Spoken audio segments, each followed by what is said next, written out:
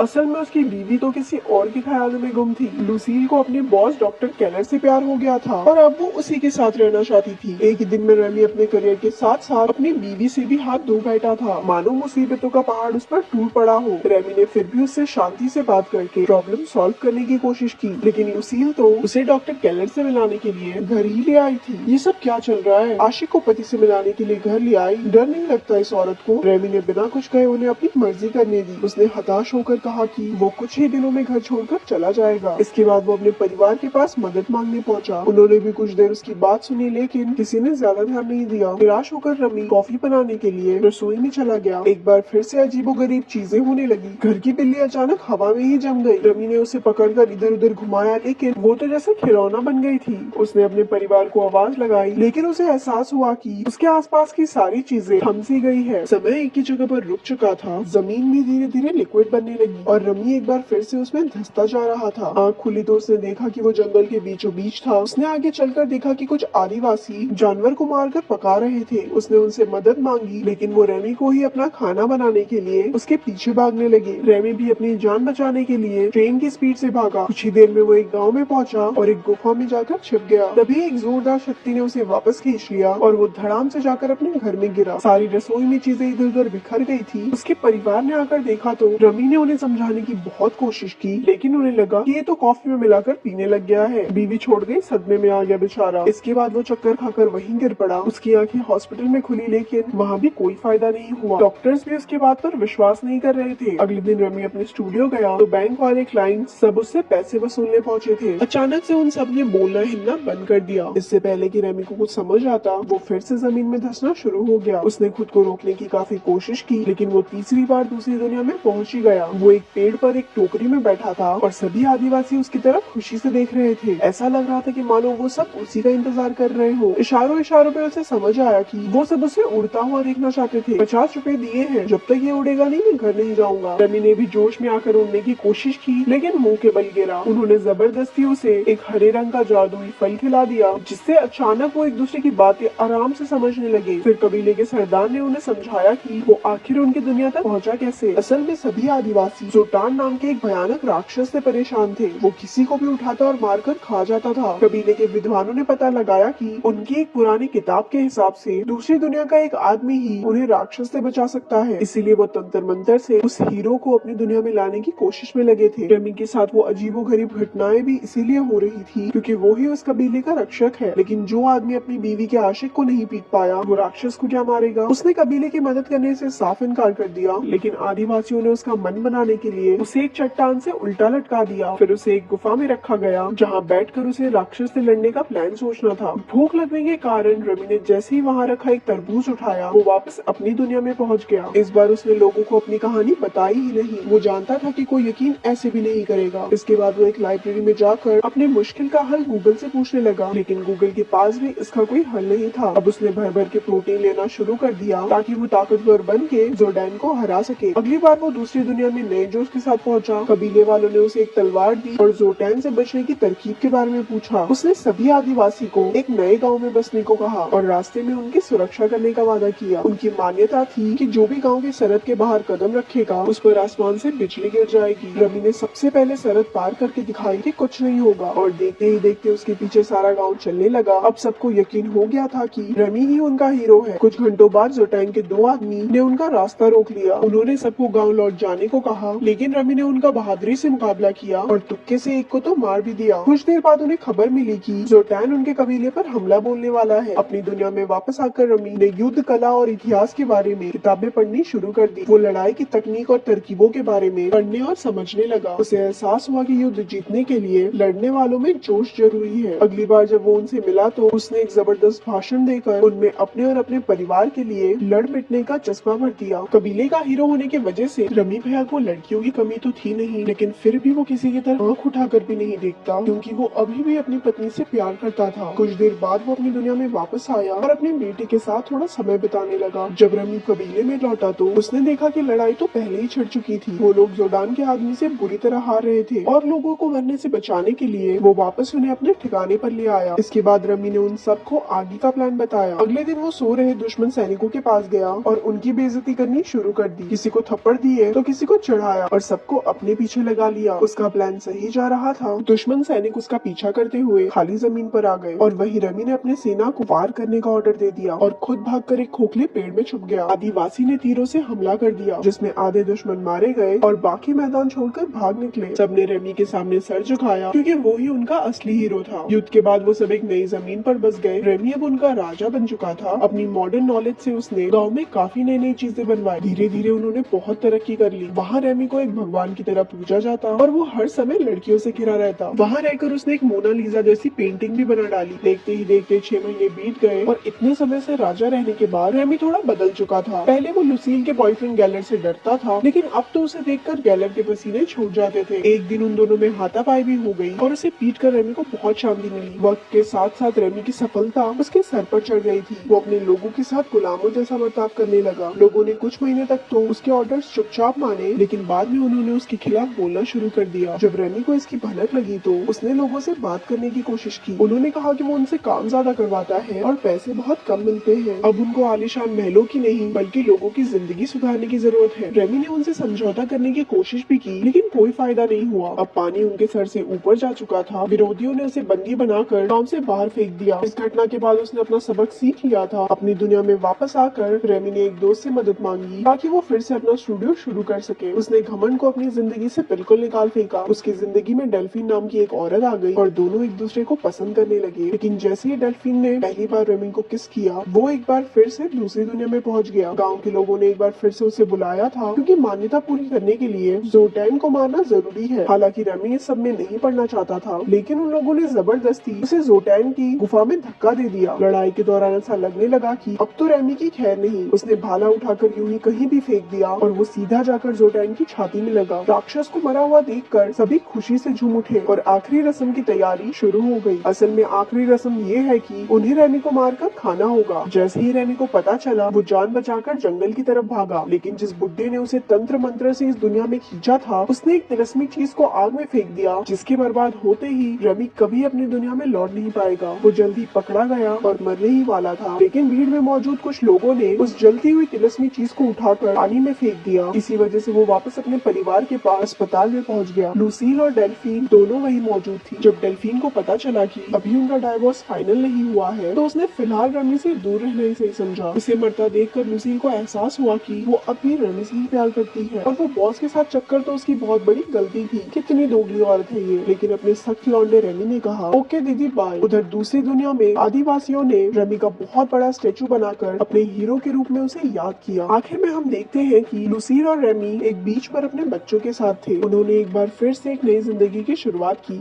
यहाँ अपना रेमी पिघल